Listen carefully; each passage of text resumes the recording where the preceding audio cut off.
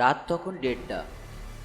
আকাশ কালো মেঘে ঢাকা, যেন কোনো এক অশুভ শক্তি ভর করেছে। ঝড়ের দাপটে চারপাশের গাছপালা দুলছে, বিদ্যুতের চমকে মাঝে মাঝে আলোকিত হয়ে উঠছে নির্জন পথ। গ্রামের এক প্রবীণ হরিধন চক্রবর্তী কয়েক ঘন্টা আগে মারা গেছেন। তার মৃত্যুটাও অদ্ভুত, একদম সুস্থ মানুষ, কিন্তু সন্ধ্যার পর থেকেই তিনি চিৎকার করছিলেন, বলছিলেন, ওরা আমাকে ডাকছে, ওরা চলে এসেছে। এরপর হঠাৎ হৃদযন্ত্র বন্ধ হয়ে মৃত্যু হয়।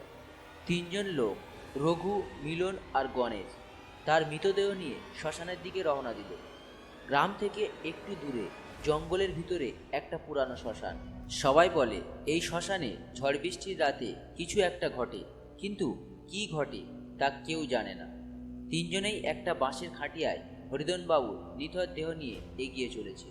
বৃষ্টিতে ভিজে শরীর কাঁপছে, কিন্তু শ্মশান পর্যন্ত পৌঁছাতে হবে।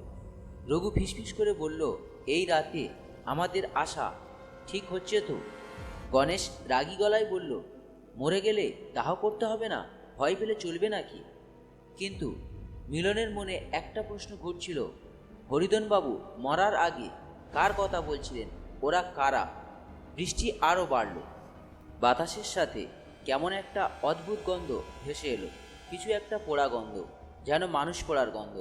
শ্মশানে ঢুকতেই একটা বিচিত্র অনুভূতি হলো। চারিদিকে কালো ধোঁয়ার মতো কুয়াশা, বাতাস ভারী। তারা চিতা সাজানোর জন্য কাঠ খুঁজতে লাগলো, কিন্তু হঠাৎ একটা বিকট শব্দ হলো। হরিধনবাবুর দেহ খাটিয়া থেকে পড়ে গেল, কিন্তু মৃতদেহের চোখ খোলা।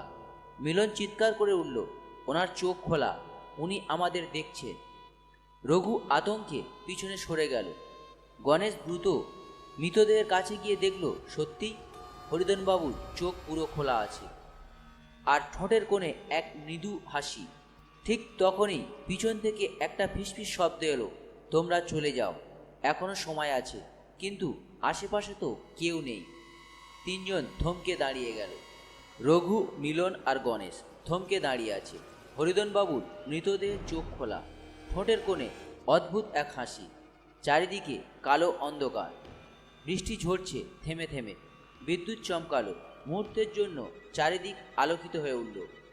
আর তখনই তারা দেখতে পেল শ্মশানের শেষ প্রান্তে কেউ দাঁড়িয়ে আছে, একটা ছায়ামূর্তি, লম্বা, কালো, ভেজা কাপড় শরীরে জড়িয়ে দাঁড়িয়ে আছে, কোনো নড়াচড়া নেই। মিলনের বুক ধক করে উঠল, কে ওখানে? রঘু চিৎকার করে উঠল, কিন্তু উত্তর এলো অন্য দিক থেকে। একটা চাপা ভাঙা গলা বাতাসের সঙ্গে মিশে কানে এলো, তোমরা চলে যাও, না হলে তোমাদেরও এভাবে এখানে থাকতে হবে। গণেশ সাহস করে মৃতদেহের চোখ বন্ধ করার চেষ্টা করল, কিন্তু সে যেই হাত দিতেই হরিধনবাবুর হাত আঁকড়ে ধরল গণেশের হাত। গণেশ আতঙ্কে পিছনে সরে গেল। মিলন থরথর করে কাঁপছে আর বলছে, এটা কি হচ্ছে রে? রঘু কাঁপা গলায় বলল, ও উনি কি সত্যিই মরেছেন?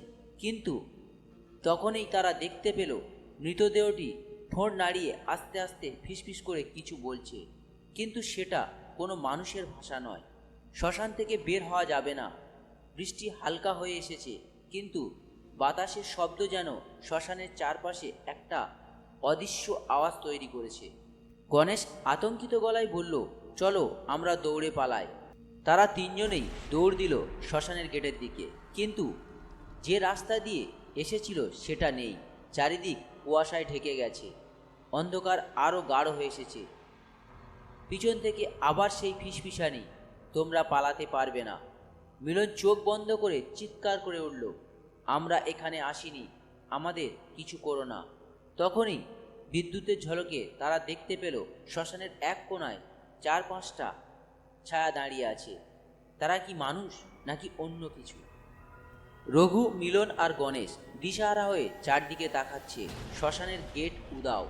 তারা যেদিক থেকে এসেছিল সেদিকটাই এখন অন্ধকার কুয়াশায় ঢাকা। পিছনে শুয়ে থাকা হরিধনবাবু নিথর দেহটা যেন জীবন্ত হয়ে উঠেছে, চোখ খোলা, ঠোঁটের কোণে অদ্ভুত হাসি।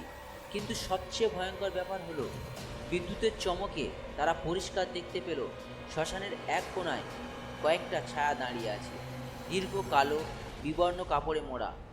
কেউ নাড়াচাড়া করছে না, কিন্তু ওরা যে এদিকেই দেখছে সেটা বোঝা যাচ্ছে। শ্মশানে আটকা পড়ে গেল তিনজন।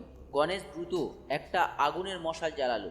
আগুনের আলোয় ছায়াগুলো কিছুটা অস্পষ্ট হয়ে গেল, কিন্তু তবুও ওরা নড়েনি।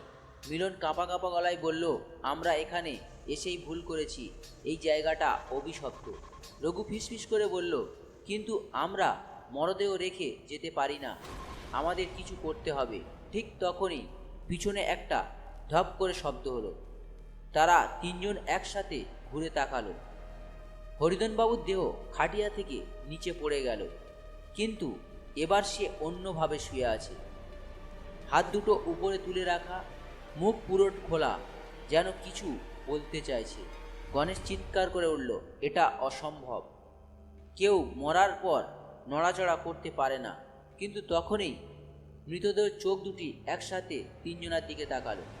একটা কর্কশ বিকৃত গলা বাতাসে ভেসে এলো, তোরা এখানে কেন এসেছিস? মিলন আতঙ্কে পিছনে হটতে গিয়ে পিছলে পড়ে গেল কাদার মধ্যে। রঘু কাঁপা গলায় বলল, আমরা দাহ করতে এসেছি, আমাদের যেতে দাও।